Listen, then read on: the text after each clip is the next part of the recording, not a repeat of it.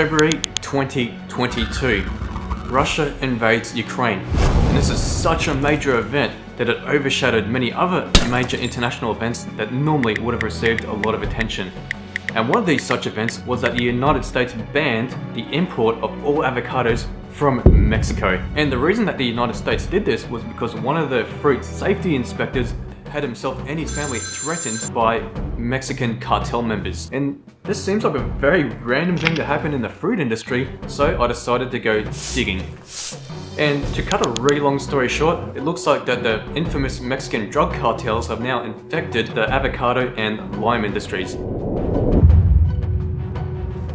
And this is actually kind of a problem because there is a lot of potential income for these cartels. As an example, in 2021, the United States imported $2.8 billion worth of avocados from Mexico. Or another way to phrase this is that 92% of the avocados consumed in the United States came from Mexico. And so it is big business and it is big money. But in order to create a proper understanding for how the drug cartels infected the fruit industries, I'll have to go back in time to 1990.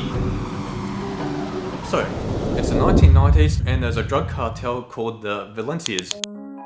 And although they were not running a utopian operation, they did prefer to work with people rather than against them. And their only resort to violence and threats as an extreme last resort if all other peaceful options had already been expired. A big reason for their success was because they controlled the port of Michoacan. And this pretty much connects all of Mexico to the Pacific Ocean. So they've been running their operation for quite a while and things are going pretty smoothly for them.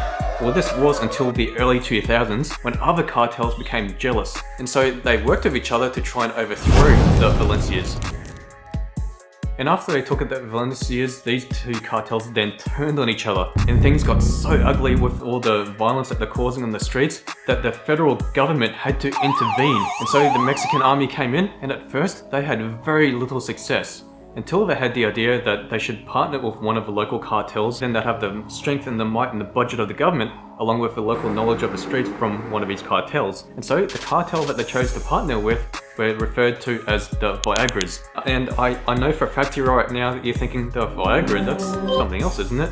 Well, yes. And the reason that they got this name was that it started off as a bit of a joke, because one of its high-ranking members was into cockfighting, and he used to use a lot of hair gel which kept his hair standing up, and hence they got the nickname the Viagra, and then they became the Viagras. So the Viagras worked very closely with the Mexican government, and they managed to eradicate all of the other cartels that are operating in the Michoacan area. But here is where the stuff up is. The government declared mission accomplished. They poured out all of the government troops, and yes, we've seen other governments make this mistake before as well. So this suddenly left the Viagras in a bit of a situation to say, well, suddenly lost all of our income, so we need to replace that lost incomes. And so they did the things that you would expect, that they first got into the methamphetamine trade. And that was bringing in some income for them, but it wasn't replacing all of the revenues that they were used to having. And so they started looking into other industries that they could expand into. And normally groups that operate within these circles, they seem to stick within other types of drugs or even potentially arms sales. But they were becoming so hungry and so ambitious for more incomes that they actually started looking at legitimate businesses as well. And whilst all of this was going on, the United States and also many other parts of Europe and Australia as well suddenly had a very new, strong, keen appetite for avocados, and sent the profit margin for avocados to skyrocket. And normally if you're in a business with a skyrocketing profit margin, this is a great thing. But unfortunately, this is probably one of the worst things that could have happened to the avocado farmers in Mexico at the time. And so the Viagras noticed these massive profit margins that are coming from the avocado industry, so they decided to get involved. And unfortunately, because avocados was a clean business, they didn't really have the means to defend themselves.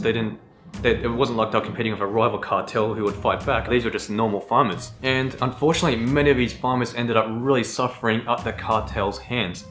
And after some time, some avocado farmers and also some lime farmers banded together and created their own resistance groups where they unite together to repel the cartels. And so in the summer of 2021, these farmers formed a self-defense group known as the Pueblos Unidos.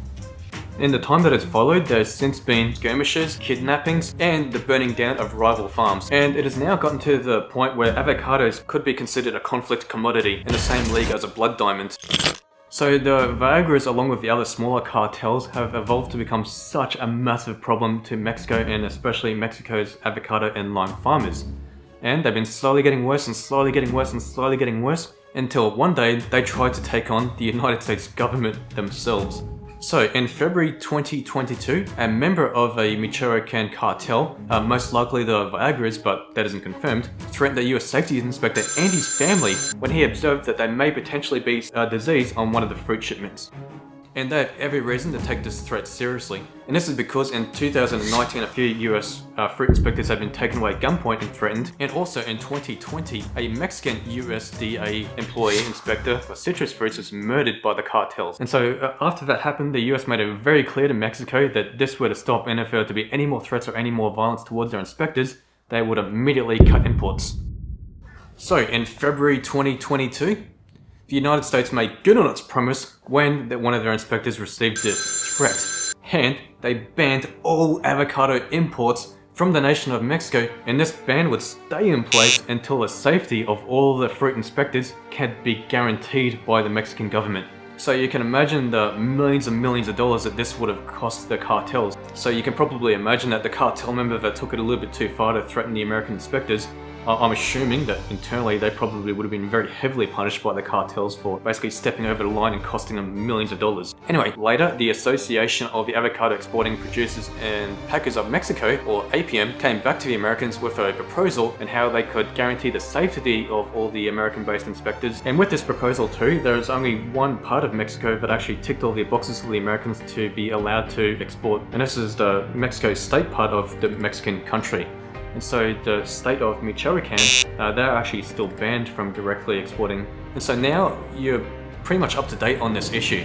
With this whole problem, I really do not envy the Mexican government or even the United States government on how they're going to come to a solution to this very big problem.